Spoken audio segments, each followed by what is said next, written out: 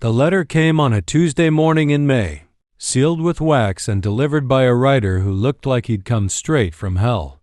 I was out mending fence when my housekeeper, Mrs. Patterson, walked across the field with the envelope in her hand, her face wearing that expression women get when they know bad news is coming, but they're too polite to say it outright.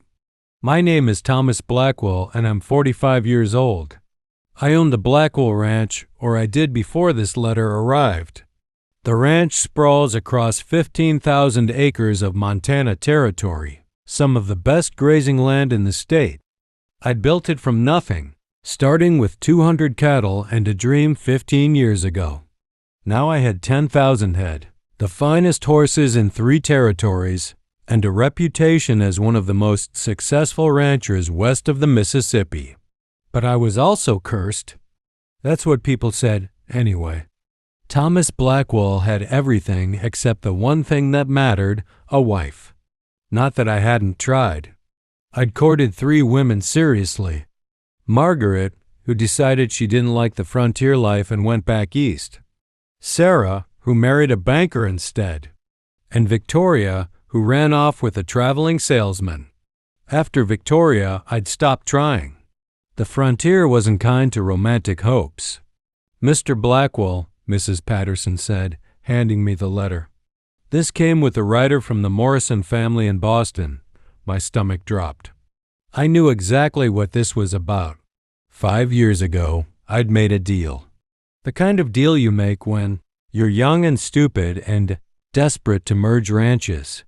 I'd promised to marry Margaret Morrison, the daughter of a wealthy Boston family, if they'd loan me the money to expand the Blackwell operation during a drought.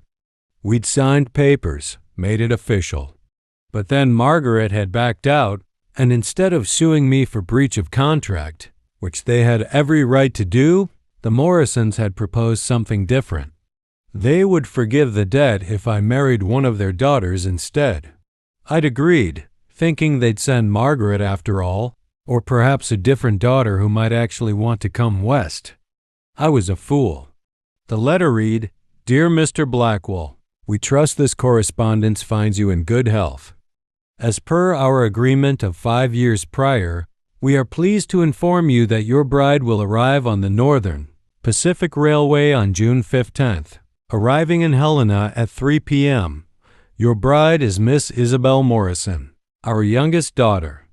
She is 23 years old, well-educated, and comes from one of Boston's most prominent families. We are confident that this union will satisfy the terms of your contract. Please note, Miss Isabel has certain delicate sensibilities.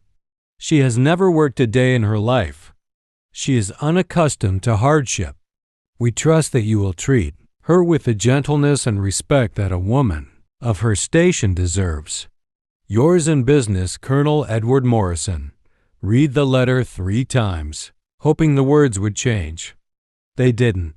Isabel Morrison, the youngest, the one everyone in Boston society whispered about, the girl who'd been born with a silver spoon so large she could barely hold it, the girl who'd never done a lick of work in her entire life, the girl who'd been sent west because her family was tired of supporting her. Mrs. Patterson was watching me with sympathy. When does she arrive? She asked. June 15th, I said. Helena, 3 o'clock. P.M. That gives you 3 weeks to prepare. Prepare for what? I asked bitterly. A disaster, an invasion, a woman who's going to take one look at this ranch and demand to go back to Boston on the next train. But I went to Helena anyway, because a deal was a deal and I was a man of my word.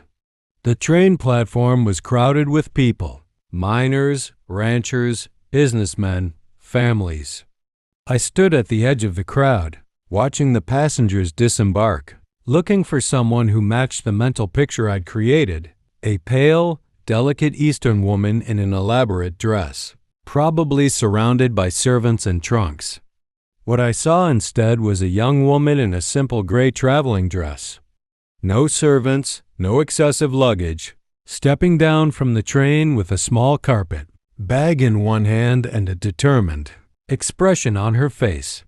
She was looking around the platform like she was searching for someone.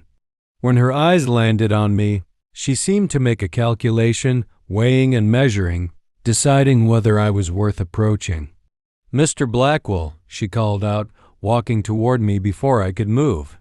"Miss Morrison," I said, tipping my hat. This close, I could see that she wasn't what I'd expected. She was beautiful, yes, but not in the fragile way I'd imagined. There was something strong in her face, something determined. Her eyes were dark, almost black, and they looked at you like they were trying to read your soul.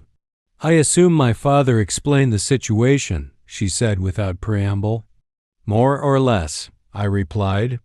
"Then we should establish some ground rules," Isabel said. "First, I'm not here because I'm desperate or broken or useless, despite what my family has probably told you. Second, I'm not going to stand around in a pretty dress and pretend to be decorative. Third, if this marriage is going to work, we need to be honest with each other from the beginning." I wasn't sure whether to be offended or impressed. If you love this Western romance story about how a useless bride became the richest rancher in Montana, subscribe to the channel and don't miss the next videos. We're creating amazing stories about the Old West that will move you. Which country are you watching from? Drop it in the comments. I want to know if you're following from Brazil, Portugal, Spain, the United States, or anywhere else in the world. Click follow to stay updated with everything coming. Important, this is an Old West story set in Montana Territory during the 1870s to 1880s, a modern frontier era facing real challenges, gender expectations, business struggles, the power of partnership, and how two people